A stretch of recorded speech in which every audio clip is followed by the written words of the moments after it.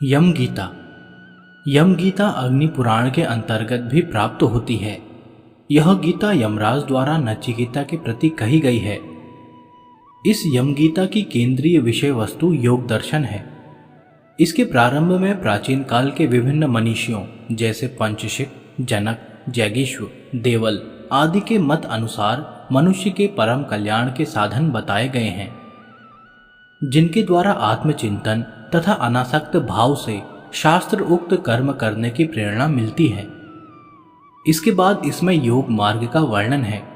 विशेषकर यम नियम के द्वारा मन का निग्रह करते हुए समाधि अवस्था प्राप्त करने का उपाय बताया गया है, जिससे जीव ब्रह्म भाव में स्थित हो जाता है। अग्निदेव कहते हैं, ब्रह्मन, अब मैं यम गीता का वर्णन करूंगा जो यमराज के द्वारा नचिकेता के प्रति कही गई थी। यह पढ़ने और सुनने वालों को भोग प्रदान करती है तथा मोक्ष की अभिलाषा रखने वाले सत्पुरुषों को मोक्ष देने वाली है। यमराज ने कहा, अहो, कितने आश्चर्य की बात है कि मनुष्य अत्यंत मोह के कारण स्वयं अस्थिर चित्त होकर आसन, शय्या, वाहन, पहनने के वस्त्र आदि तथा ग्रह आदि भोगों को सुस्थिर मानकर प्राप्त करना चाहता है। कपिल जी ने कहा है, भोगों में आसक्ति का अभाव तथा सदा ही आत्म तत्व का चिंतन यह मनुष्यों के परम कल्याण का उपाय है। सर्वत्र समतापूर्ण दृष्टि तथा ममता और आसक्ति का न होना यह मनुष्यों के परम कल्याण का साधन है। यह आचार्य पंचशिख का उद्गार है।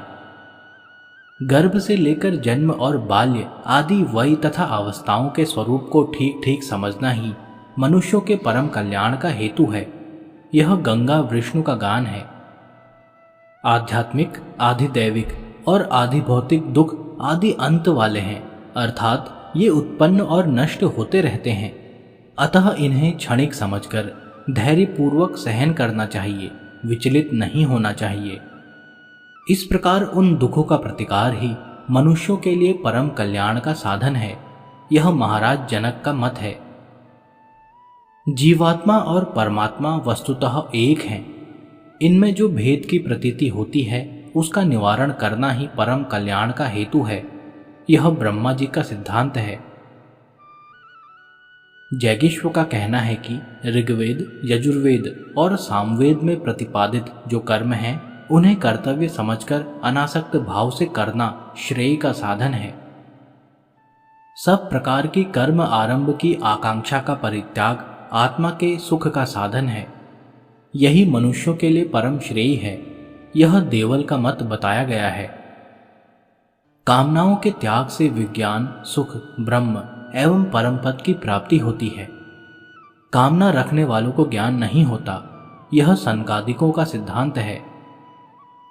दूसरे लोग कहते हैं कि प्रवृत्ति और निवृत्ति दोनों प्रकार के कर्म करने चाहिए, परंतु वास्तव में नैष्कर्म ही ब्रह्म है। वही भगवान विष्णु का स्वरूप है। यही श्रेय का भी श्रेय है। जिस पुरुष को ज्ञान की प्राप्ति हो जाती है वह संतों में श्रेष्ठ है। वह अविनाशी परब्रह्म विष्णु से कभी भेद को नहीं प्राप्त होता। ज्ञान, विज्ञान, आस्तिकता, सौभाग्य तथा उत्तम रूप तपस्या से उपलब्ध होते हैं। इतना ही नहीं, मनुष्य अपने मन से जो जो वस्तु पाना चाहता है वह सब तपस्या से प्राप्त हो जाती है। विष्णु के समान कोई ध्येय नहीं है। निराहार रहने से बढ़कर कोई तपस्या नहीं है। आरोग्य के समान कोई बहुमूल्य वस्तु नहीं है और गंगा जी के तुल्य दूसरी कोई नदी नहीं है। जगतगुरु भगवान विष्णु को छोड़कर दूसरा कोई बांधव नहीं है। नीचे ऊपर, आगे, देह, इंद्रिय, मन तथा मुख सब में और सर्वत्र भगवान श्री हरि विराजमान है।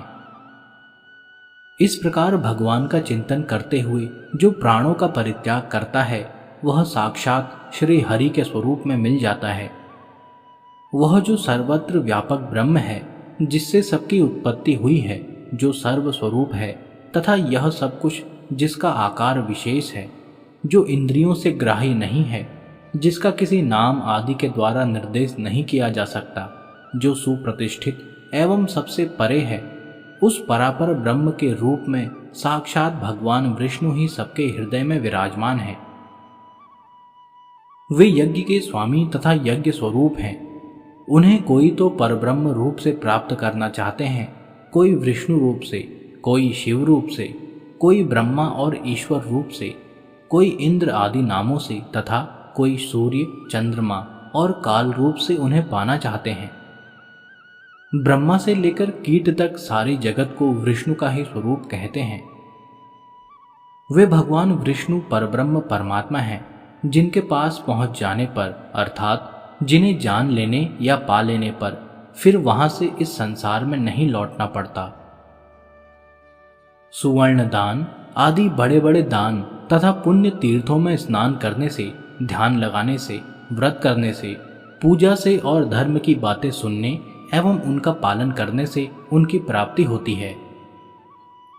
आत्मा को रथी समझो और शरीर को रथ, बुद्धि को सारथी जानो और मन को लगाम। विवेकी पुरुष इंद्रियों को घोड़े कहते हैं और विषयों को उनके मार्ग तथा शरीर, इंद्रिय और मन सहित आत्मा को भोक्ता कहते हैं। जो बुद्धि रूप सारथी अविवेकी होता है, जो अपने मन रूपी लगाम को कसकर नहीं रखता, वह उत्तम पद परमात्मा को नहीं प्राप्त होता, संसार रूपी गर्त में गिरता है। परंतु जो विवेकी होता है और मन को काबू में रखता है, वह उस परम पद को प्राप्त होता है, जिससे वह फिर जन्म नहीं लेता। जो मनुष्य विवेक युक्त बुद्धि रूप सारथी से संपन्न और मन रूपी लगाम को काबू में रखने वाला होता है, वही संसार रूपी मार्ग को पार करता है, जहां विष्णु का परम पद है। इंद्रियों की अपेक्षा उनके विषय परे हैं, विषयों से परे मन है, मन से परे बुद्धि है, बुद्धि से परे महान आत्मा अर्थात महत तत्व है, महत तत्व से परे अव्यक्त मूल प्रकृति है और अव्यक्त से परे पुरुष अर्थात परमात्मा है। परमात्मा से परे कुछ भी नहीं है, वही सीमा है, वही परम गति है।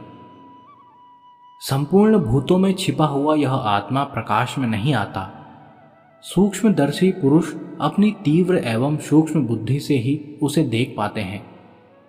विद्वान पुरुष वाणी को मन में और मन को विज्ञानमयी बुद्धि में लीन करें। इसी प्रकार बुद्धि को महत तत्व में और महत तत्व को शांत आत्मा में लीन करें। यम नियम आदि साधनों से ब्रह्म और आत्मा की एकता को जानकर मनुष्य सत स्वरूप ब्रह्म ही हो जाता है। अहिंसा, सत्य, अस्तेय अर्थात चोरी का अभाव, ब्रह्मचर्य और अपरिग्रह अर्थात संग्रह न करना, ये 5 यम कहलाते हैं।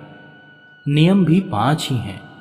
शौच अर्थात बाहर और भीतर की पवित्रता, संतोष, उत्तम तप, स्वाध्याय और ईश्वर पूजा।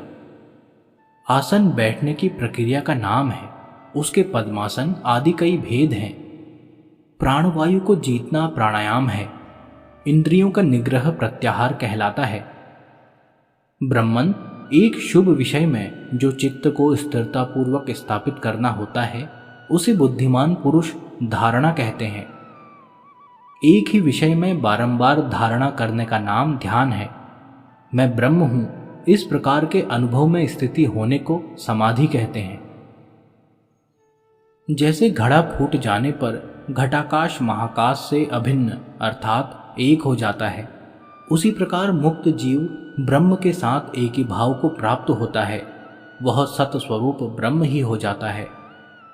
ज्ञान से ही जीव अपने को ब्रह्म मानता है, अन्यथा नहीं। अज्ञान और उसके कार्यों से मुक्त होने पर जीव अजर अमर हो जाता है। अग्निदेव कहते हैं, वशिष्ठ जी, यह मैंने यमगीता बतलाई है। इसे पढ़ने वालों को यह भोग और मोक्ष प्रदान करती है। वेदांत के अनुसार सर्वत्र ब्रह्म बुद्धि का होना आत्यांतिक लय कहलाता है।